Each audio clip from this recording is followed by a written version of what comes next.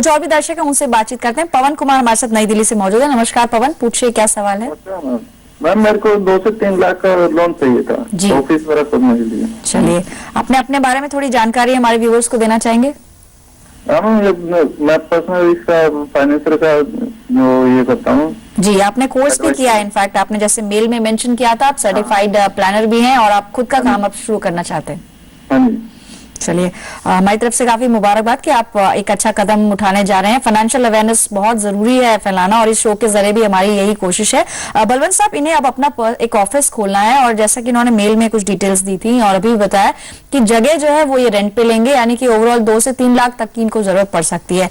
लेकिन अगर इनके प्रोफाइल की बात करें, इन्होंने मेंशन किया है कि सेल्फ एम्प्लॉयड है, अभी खुद के एंड से काम करते हैं, सर्विस ये नहीं कर रहे हैं। ऐसे में लेकिन ITR ये बराबर फाइल करते हैं, और कुछ डिटेल्स भी इन्होंने लिखी थी। अगर प्रीवियस इनका ITR देखा जाए तो 2.5 और जो लेटेस्ट है दैट इज 2.8। ऐसे में इनको एलिजिबिलिटी की अगर बात करें, कितना लोन मिल पाएगा?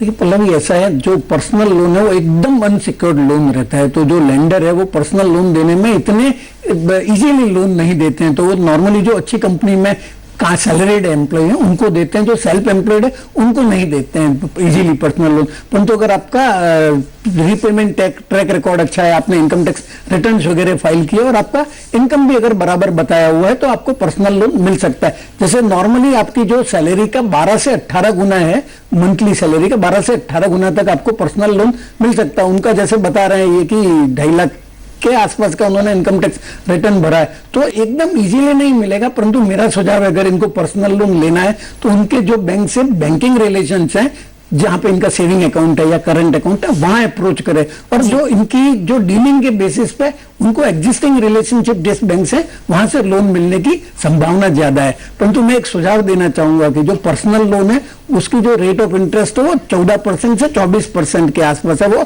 और वो बैंकिंग सिस्टम के सबसे ज्यादा महंगे लोन है।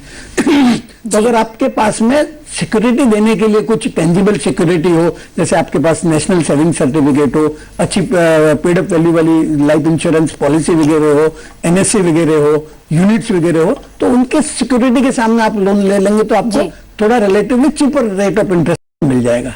तो पवन, आपको ध्यान रखना होगा, पर्सनल लोन अगर आप लेने की सोच रहे हैं, ब्याज दर जाहिर आपको ज्यादा देनी पड़ेगी एक आम लोन से, और क्योंकि आप सेल्फ एम्प्लॉयड है तो बैंक थोड़ा सा स्ट्रिक्ट यहाँ पर हो सकता है। लेकिन जैसे आपने बोला, आप ITR रेगुलर फाइल करते हैं, क्योंकि आप कुछ होम ट्यूशंस भी देते हैं, तो आपकी एलिजिबिलिटी की जहां तक बात करें, आपको लोन मिल सकता है। लेकिन कोशिश ये करिए कि बहुत ज्यादा जरूरी है तो ही पर्सनल लोन को आप अप्रोच करिए, अदरवाइज और भी ऑप्शन है। अगर आपके पास कुछ प्रॉपर्टी है, LIC या कोई म्यूचुअल फंड या कुछ भी ऐसी प्रॉपर्टी है जिसके अगेंस्ट आप लोन ले सके, यानी सिक्योर्ड लोन अगर आप लेंगे, एक्सपर्ट की ऐसी राय आपके लिए बेहतर साबित होगा।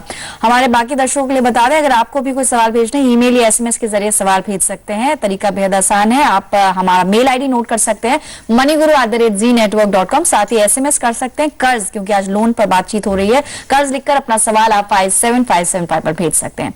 जल्द लौटेंगे, कुछ और सवाल है, कुछ मेल्स हैं जिन्हें हम शामिल करेंगे। जल्द लौटते हैं।